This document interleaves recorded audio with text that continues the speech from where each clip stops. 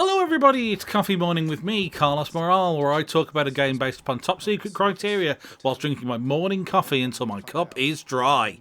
And today we're going to talk about Hades, the latest title from SuperGiant Games, the same people who brought you Bastion, Transistor, and the unfairly overlooked Pyre.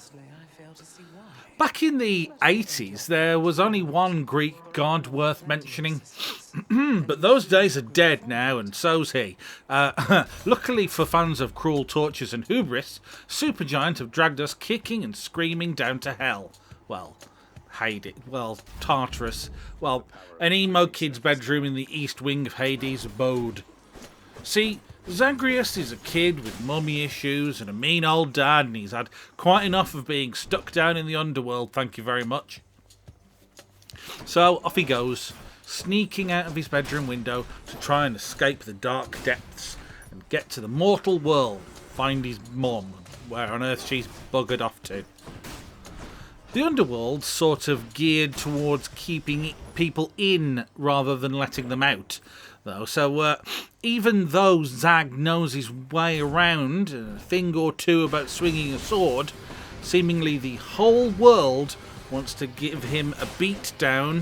Things can get sticky and bloody fast.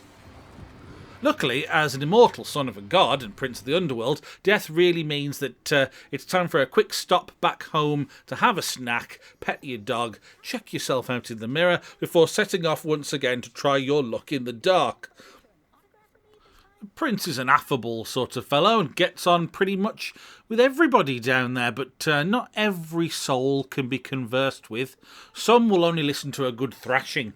Zag is handy with a sword, Bident. Bident? Yeah. A trident. A bident. Bow, Captain America's shield, all sorts of things. And so he metes out punishment to any nightmarish denizens by giving them a good old-fashioned bop on the noggin.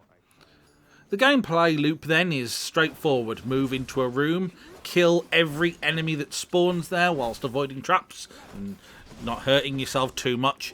Once cleared, you'll receive a reward, which could be a boon. Basically a power-up from, I love saying, a boon from one of the gods, or it could be some of the various currencies the game has for spending either during that particular run or in the hub world for more persistent bonuses. So the roguelite merry-go-round is in full effect.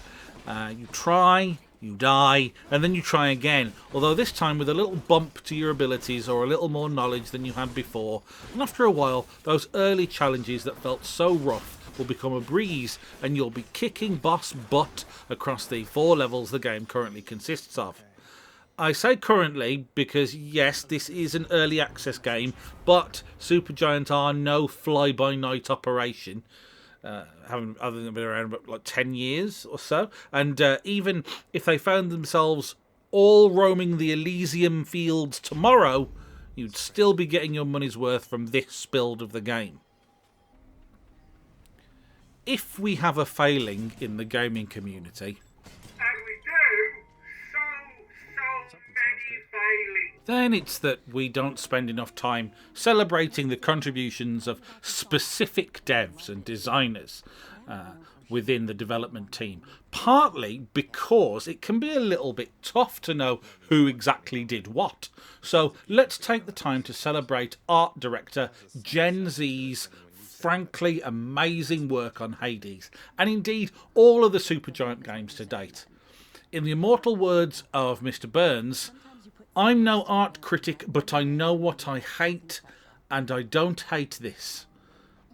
I think it's just that in a world with so many brown military shooters and people chucking giant pixels at the screen and claiming it's 16-bit, the artwork that Jen oversees oh god, I'm sorry, seems frankly too good to be included in a bunch of games that cost less than fish and chips for 2.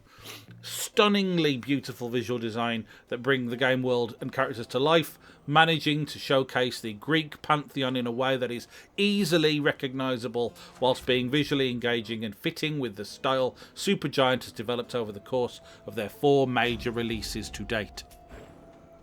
The best and sneakiest thing that Hades does, in my opinion, is to slowly drip feed improvements to your character a little at a time, balanced perfectly alongside your progression as a player. Whilst a lot of the bonuses of the do 10% extra damage with this ability style, every few runs you will get a moment where you think, whoa, the Furies used to be where I died, and now I can no-hit them. Or, I used to scrape through against the third act boss, but I just made it with all my retries intact.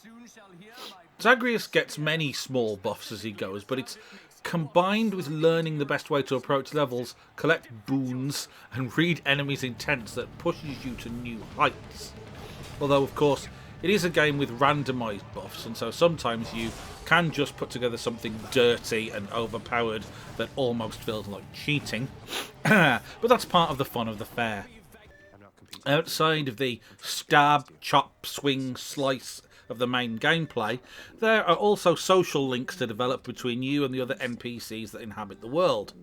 Meet someone, butter them up with a little nectar of the gods, and they'll reward you with a trinket on the first occasion. Keep talking to them though, because each run will unlock a new bit of their conversations with the prince, allowing you to get to know them and their often tragic backstory. I mean, well, they're dead for a start off, so that's pretty tragic in and of itself. Or they're just a floaty head, like Dusa, best girl. Or they are goodest boy Cerberus, whom you can pet and clean up after, and is generally just a good fluffy friend that eats sacks of rat. That's his name. Hades should come popping out of early access this year, and I fully expect it to land on my Game of the Year list when it does.